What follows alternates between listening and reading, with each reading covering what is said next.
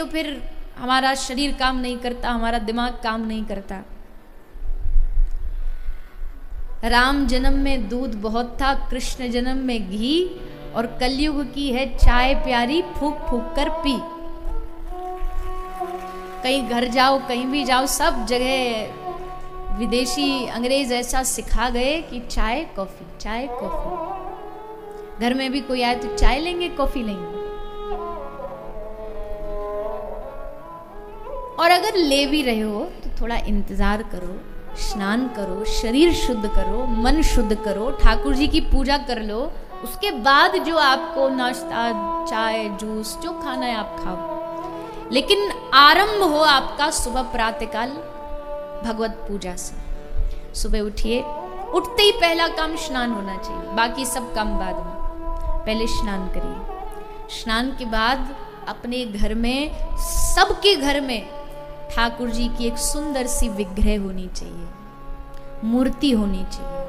अगर आप राम जी से प्रेम करते हो तो राम दरबार रखो, आप भगवान भोलेनाथ को भजते हो तो शिवलिंग रखो, आप राधा माधव से प्रेम करते हो तो युगल सरकार रखो, पर मूर्ति घर में अवश्य होनी चाहिए, क्योंकि मूर्ति होगी तभी आपका उस मूर्ति से प्रेम जगेगा।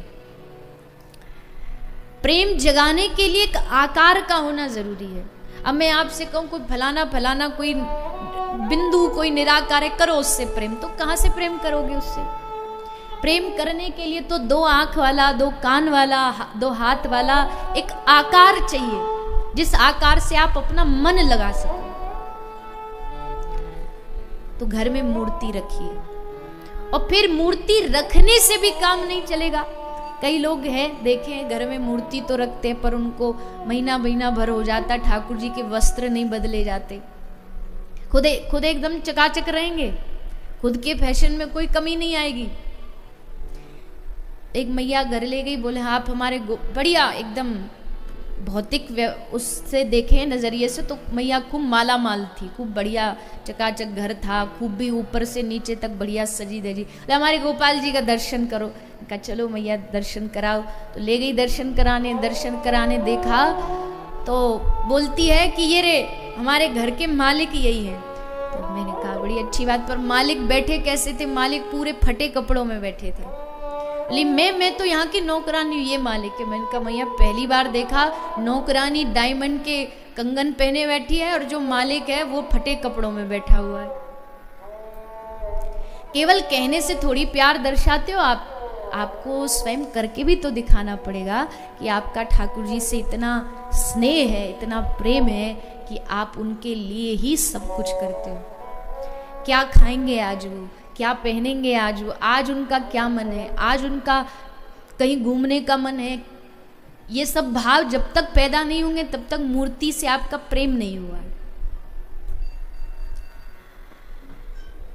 केवल पीतल, धातु, सोना, चांदी समझ करके उनसे अगर केवल बाहरी व्यवहार करोगे तो ठाकुर जी भी आपसे फिर बाहरी व्यवहार करेंगे। आपने सुना भगवान की मूर्ति बोलती, आप सोचोगे कैसे बोलती है? हमसे तो कभी बोली नहीं। हमसे इसलिए नहीं बोली क्योंकि आपने कभी बुलवाया नहीं। कल भी मैंने कहा था कि थोड़ा बैठ करके अपने ठाकुर जी की सेवा किया करिए, उनसे बातें किया करिए, अच्छे भले का थोड़ा पूछा करिए।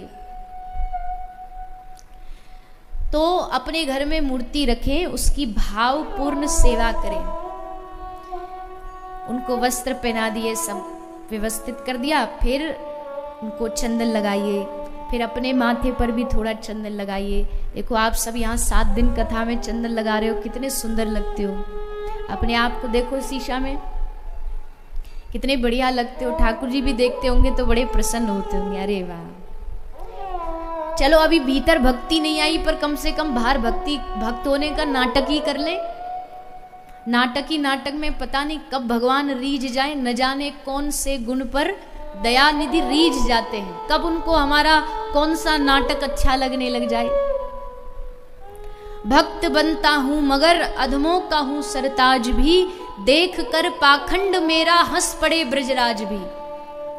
मेरा पाखंड देख के ठाकुर जी भी मुस्कुरा देंगे कि देखो चंदन तो ऐसा लेप रखा है माथे पर जैसे कितना बड़ा भगत जी हो, मन में मैल लिए बैठा है। पर कोई बात नहीं, अभी बाहर से ही भक्त होने का नाटक ही करते रहो, एक दिन अपने आप ठाकुर जी कृपा करेंगे कि केवल बाहर से भक्त नहीं, हमारा दिल भी भक्त जैसा हो जाए, हमारा स्वभाव भक्त जैसा बन जाए। पर पहले बाहर से नाटक करते रहो। आपको ये बात कहने वाले बहुत कम, उल्टा आपको ये कहेंगे कि अरे भक्त बनने का नाटक करता, भगत कुछ नहीं। मैं कह रही हूं नाटक ही करो, शुरुआत तो नाटक से ही होती है। कोई बिरला ही होगा जो जन्म से भक्त बन के आता हो। आरंभ में सब कोशिश ही करते हैं कि चलो चंदन पहन लिया, माला पहन ली, हृदय में अभी कुछ भी नहीं है। गुरु ने कहा कि कंठी पहननी है तो पहन ली, माला चंदन लगाना तो लगा लिया। पर एक दिन ऐसा आएगा कि ये कंठी, ये तुलसी महारानी अपने आप आपके चित्त को धीरे धीरे बदल देगी, आपके मन को बदल देगी।